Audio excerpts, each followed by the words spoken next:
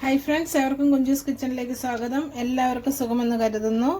നമ്മുടെ ഇന്നത്തെ റെസിപ്പി മീനിൻ്റെ മുട്ട ഫ്രൈ ചെയ്യുന്നതാണ്. അപ്പം നമുക്ക് ഡീറ്റെയിൽ ആയിട്ട് വീഡിയോയിലേക്ക് പോകാം. വീഡിയോയിലേക്ക് പോകുന്നതിന് മുമ്പായിട്ട് എൻ്റെ ചാനൽ ഇതുവരെ സബ്സ്ക്രൈബ് ചെയ്യാത്ത കൂട്ടുകാരുണ്ടെങ്കിൽ പ്ലീസ് എല്ലാവരും ഒന്ന് സബ്സ്ക്രൈബ് ചെയ്ത് എന്നെ ഒന്ന് സപ്പോർട്ട് ചെയ്യണം.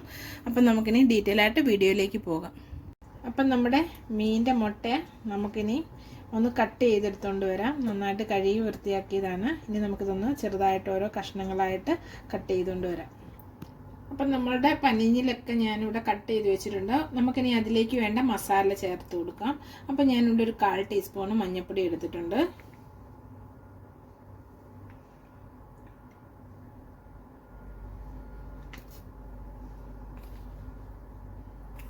ഇനി നമ്മൾ അടുത്തായിട്ട് ചേർക്കുന്നത് 1 ടീസ്പൂൺ മുളക് പൊടിയാണ്.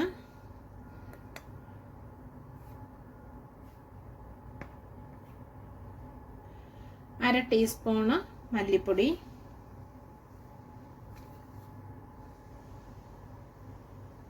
ഒരു 1/4 ടീസ്പൂൺ കുരുമുളക് പൊടിച്ചത്, ഒരു അര ടീസ്പൂൺ ഇഞ്ചി വെളുത്തുള്ളി പേസ്റ്റ്, ഒരു ടീസ്പൂൺ കോൺഫ്ലവർ ആണ് എടുത്തിരിക്കുന്നത്. ഇനി നമുക്ക് ഒരു അര ടീസ്പൂൺ ഉപ്പ് കൂടി ഇതിലേക്ക് ചേർത്ത് കൊടുത്ത് ഇത് നമുക്കൊന്ന് മിക്സ് ചെയ്യാം.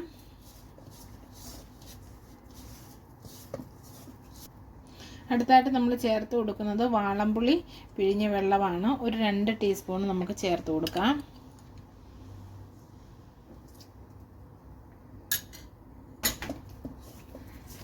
നന്നായിട്ടൊന്ന് ഇളക്കി ഒന്ന് മിക്സ് ചെയ്യാം. അപ്പം നമുക്കിനി മസാലയിലേക്ക് പനിഞ്ഞിൽ ഇട്ട് കൊടുക്കാം. അപ്പം നമ്മുടെ പനിഞ്ഞിൽ നമ്മൾ കട്ട് ചെയ്തെടുത്തിരിക്കുന്നത് ഇങ്ങനെ വലിയ പീസായിട്ടാണ് കട്ട് ചെയ്തെടുത്തിരിക്കുന്നത്. ഇനി നമുക്കിത് മുഴുവനും ഇതിലേക്ക് ഇട്ട് കൊടുത്ത് മസാല നമുക്കിതിലേക്ക് നന്നായിട്ടൊന്ന് തേച്ച് പിടിപ്പിക്കണം. അപ്പം വേണ്ട നമ്മുടെ പനിഞ്ഞിൽ ഞാനിവിടെ മസാലയൊക്കെ തേച്ച് റെഡിയാക്കി വെച്ചിട്ടുണ്ട്. അപ്പം നമുക്കിനി ഇതൊരു അരമണിക്കൂർ റെസ്റ്റിന് വേണ്ടി മാറ്റി വയ്ക്കാം. അപ്പം നമ്മുടെ പനിഞ്ഞിൽ അരമണിക്കൂർ കഴിഞ്ഞിട്ടുണ്ട്. ഇനി നമുക്കിതൊന്ന് ഫ്രൈ ചെയ്തെടുക്കണം. അതിനായിട്ട് ഞാനിവിടെ ഒരു പാൻ വെച്ചിട്ടുണ്ട്. പാനിൽ കുറച്ച് എണ്ണ ഒഴിച്ചിട്ടുണ്ട്.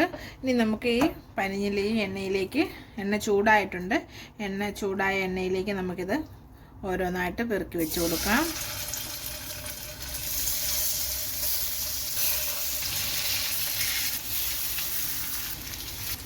അപ്പം നമ്മുടെ പനിഞ്ഞിൽ നമ്മൾ ഒരു സെറ്റ് നമ്മൾ ഫ്രൈ ചെയ്യുന്നതിനായിട്ട് ഇട്ട് കൊടുത്തിട്ടുണ്ട്. ഇനി നമുക്കിതൊന്ന് ഫ്രൈ ചെയ്ത് വരുന്നതിന് വേണ്ടിയിട്ട് ഒരു 2-3 മിനിറ്റ് നേരം നമുക്ക് വെയിറ്റ് ചെയ്യാം. അടച്ചു വെച്ചിട്ടുണ്ട്. ഇപ്പോൾ ഒരു 2 മിനിറ്റ് കഴിഞ്ഞിട്ടുണ്ട്. ഇനി നമുക്കിതൊന്ന് മറിച്ചിട്ട് കൊടുക്കാം.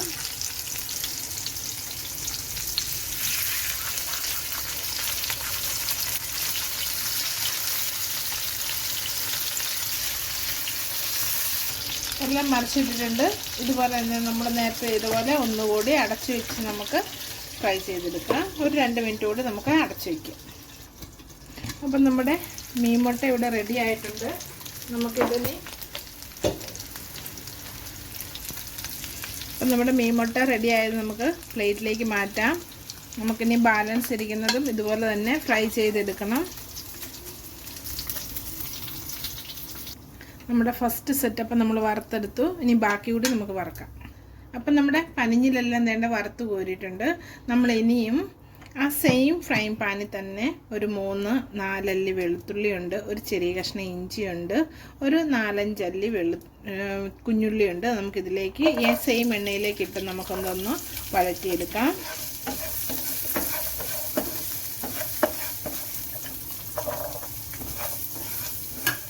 ഒരു ലേശം ഉപ്പ് കൂടി നമുക്കിതിലേക്ക് ചേർത്ത് കൊടുക്കാം. ഇതിന് വേണ്ടിയിട്ട് മാത്രമുള്ള.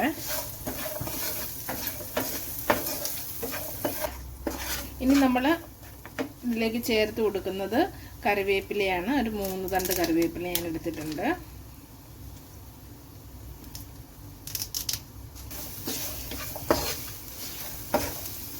അപ്പം നമ്മുടെ ഈ ഇഞ്ചിയും നമ്മുടെ ഇലയൊക്കെ ഒന്ന് കറിവേപ്പിലയൊക്കെ ഒന്ന് വാടി വരുന്നുണ്ട് വരെ നമുക്കൊന്ന് ഇളക്കി കൊടുക്കാം. അടുത്തായിട്ട് നമ്മളിതിലേക്ക് ചേർത്ത് കൊടുക്കുന്ന ഒരു 1.5 ടീസ്പൂൺ ചില്ലി ഫ്ലെക്സ് ആണ്.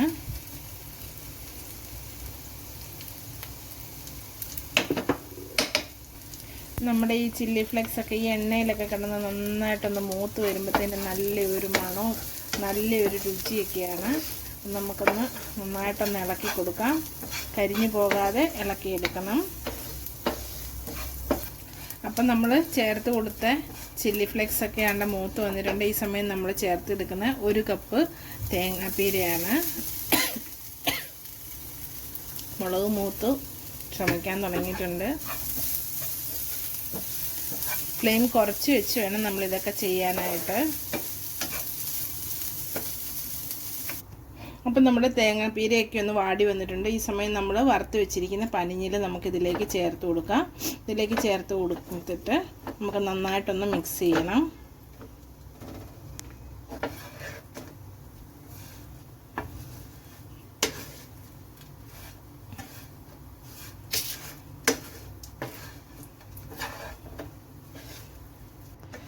അപ്പം നമ്മുടെ പനിഞ്ഞിലും തേങ്ങാപ്പീരയും മസാല എല്ലാം ആയിട്ട് നമ്മളൊന്ന് മിക്സ് ചെയ്തെടുത്തിട്ടുണ്ട്.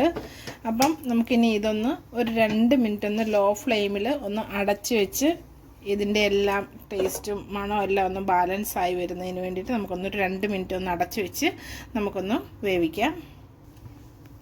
അപ്പം നമുക്കിനി ഇതൊന്ന് തുറന്ന് നോക്കാം. ഒരു 2 മിനിറ്റ് ആയിട്ടുണ്ട്.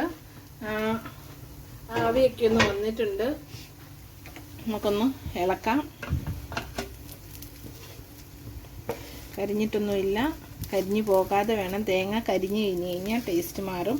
അപ്പം നമ്മൾ എടുക്കുമ്പം കരിഞ്ഞു പോകാതെ വേണം എടുക്കാനായിട്ട്. അപ്പം നമ്മുടെ ഇത് കരിഞ്ഞിട്ടൊന്നുമില്ല. നമുക്ക് ഫ്ലെയിം ഓഫ് ചെയ്യാം. നമുക്ക് ഇതിനെയും കുറേശ്ശെ നമുക്ക് പ്ലേറ്റിലേക്ക് മാറ്റാം. അപ്പം നിങ്ങളെല്ലാവരും ഇതൊക്കെ ഒന്ന് ട്രൈ ചെയ്യണം. നിങ്ങളുടെ അഭിപ്രായങ്ങളൊക്കെ ഒന്ന് കമൻറ്റ് ബോക്സിലൊന്ന് മെൻഷൻ ചെയ്യണം. ഇനിയും പുതിയൊരു വീഡിയോ ആയിട്ട് വരുന്നിടം വരെ എല്ലാവർക്കും നന്ദി.